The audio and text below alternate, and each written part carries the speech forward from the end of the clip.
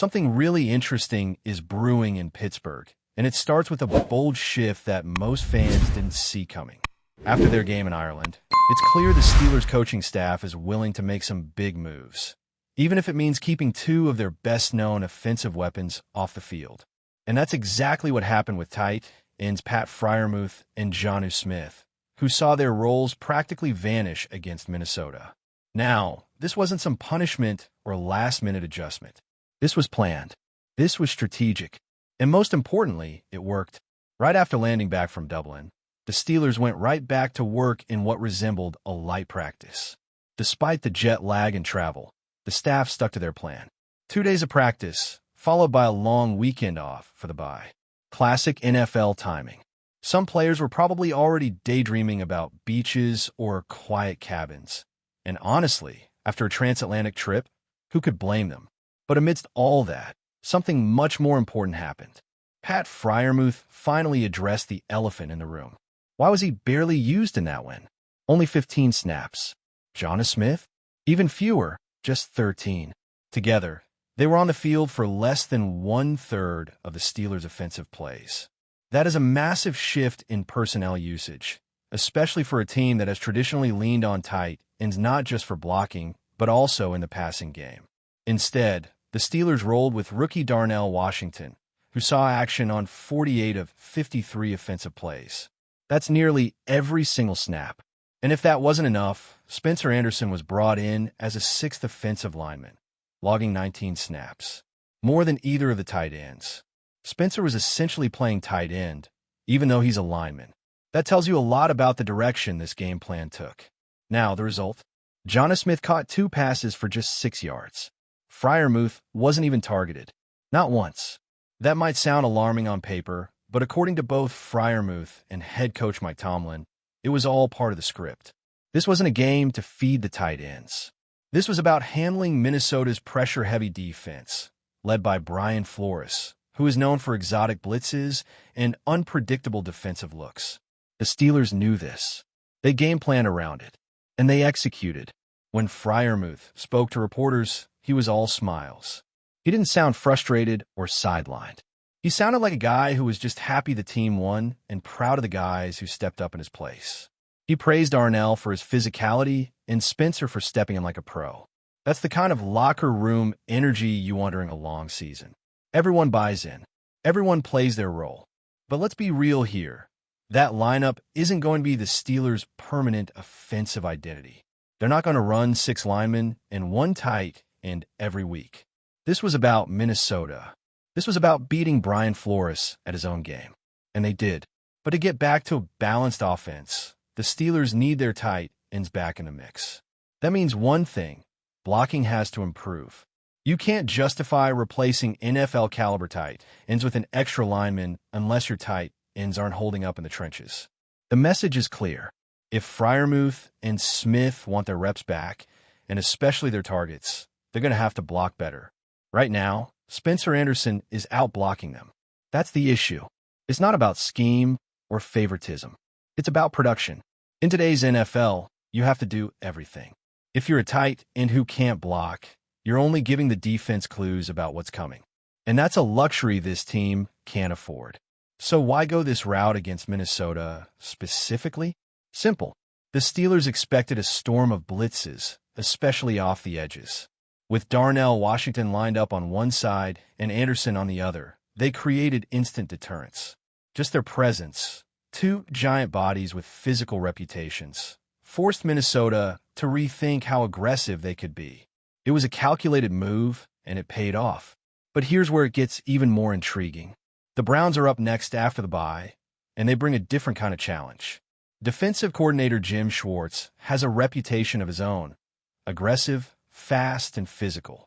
His schemes don't mirror Flores exactly, but the pressure is still coming. So now, the coaching staff faces a new question. Do they run it back with the same heavy set, or do they reintegrate the tight ends into the passing game? The answer is not about making fans happy or making sure every star gets their touches. It's about winning. That's it. If that means Freiermuth and Smith have to spend another game watching Darnell and Spence carry the load, then so be it. The game plan has to serve the situation, not the stat sheet. And honestly, that kind of unpredictability might be the best thing to happen to the Steelers' offense in years. For too long, Pittsburgh has been labeled as stubborn, predictable, even outdated. But this willingness to adapt, to sacrifice personal numbers for strategic advantage, shows growth. It shows evolution. And maybe, just maybe, it shows a team that's finally starting to believe in itself again. While the offense was drawing attention for its bold reshuffling, the Steelers' defense quietly turned in one of its most complete performances of the season, and a lot of it had to do with a few under-the-radar names finally stepping up in a big way. Let's talk about Derek Harmon. He didn't light up the stat sheet. He wasn't flying around making highlight plays. But what he did do was exactly what the Steelers needed. He brought stability. He anchored the defensive front, held his ground, filled gaps, and made life easier for everyone behind him. Harmon's stat line? Just 1 assisted tackle, 1 quarterback hit, 1 pass deflection over 35 snaps. Not flashy, but that's the point. The difference he made wasn't in the numbers.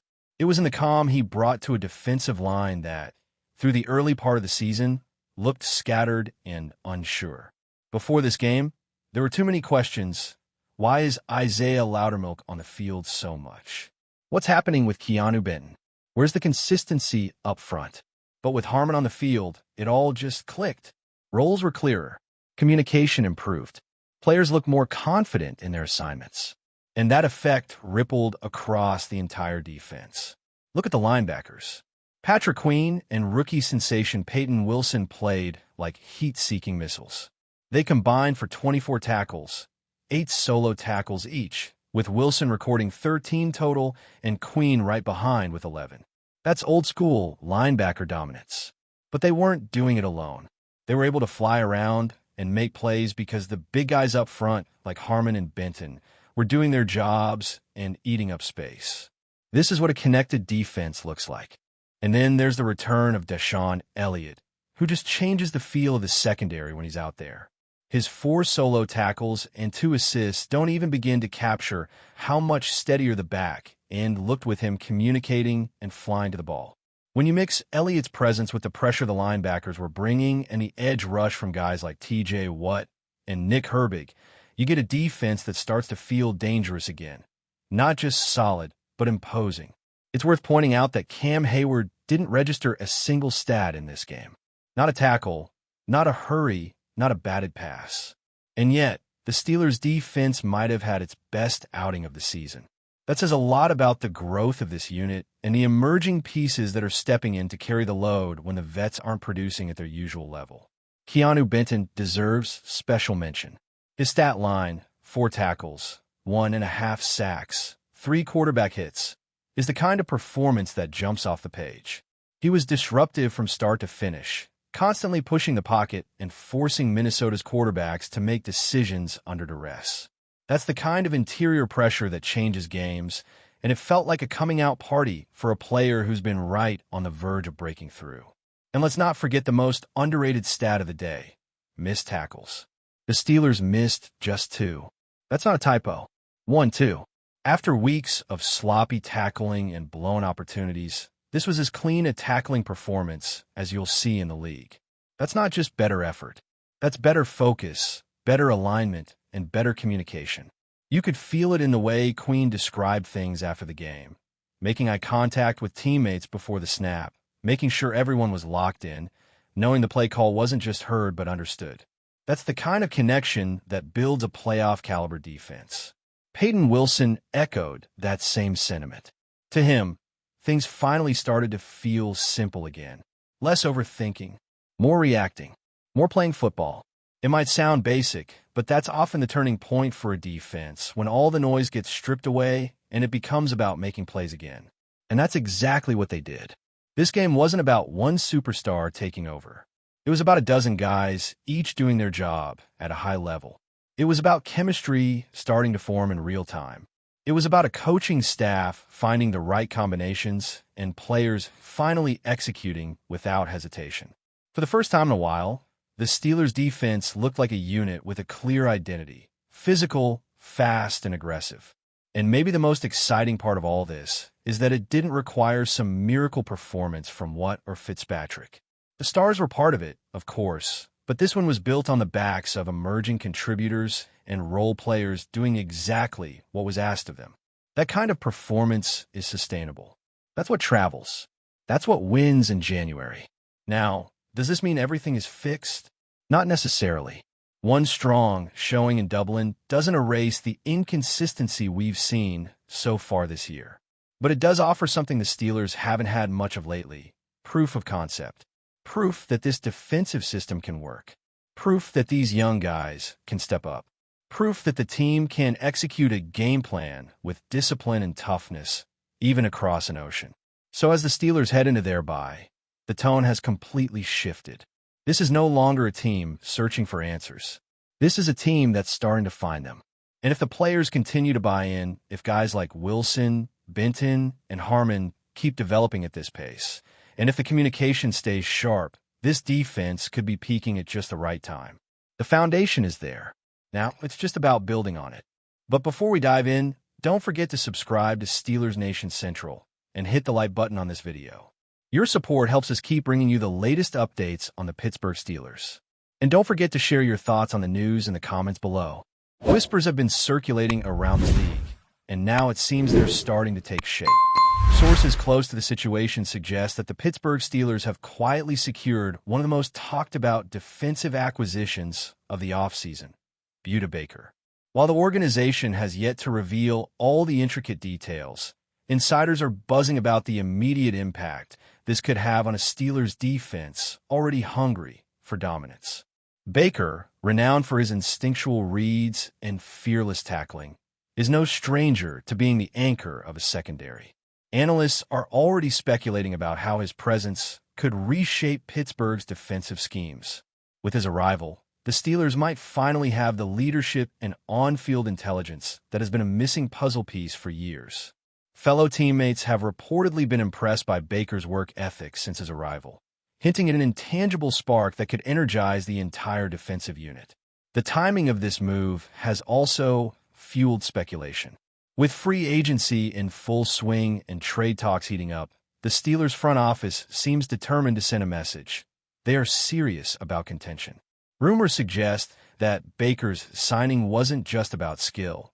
It was a strategic chess move aimed at strengthening a locker room hungry for resurgence. Observers are now debating how this might influence the team's approach to the draft, with some suggesting Pittsburgh could lean more heavily on secondary support, confident in Baker's ability to lead. Fans, of course, are already buzzing. Social media is alight with debates over where Baker will line up, who he will mentor, and just how much of a difference he can make. Could this be the missing piece that propels Pittsburgh's defense into elite territory? The speculation alone has energized Steelers Nation, sparking conversations that range from X's and O's breakdowns to long-term projections of playoff success. While nothing is official beyond the initial announcements, the mood in Pittsburgh is electric. Coaches, commentators, and insiders are all hinting at the same narrative. BUDDA Baker isn't just a new addition, he's a statement. As training camp approaches and the season draws near, all eyes will be on Baker to see if he can live up to the buzz. For now, the Steelers' faithful can dream of a defense transformed, led by a player who seems poised to make an immediate and undeniable impact. That's it for this update. If you enjoyed the video and want to keep receiving exclusive news about the Pittsburgh Steelers, make sure to subscribe to Steelers Nation Central and give this video a like. We always look forward to hearing your comments and opinions. See you in the next video.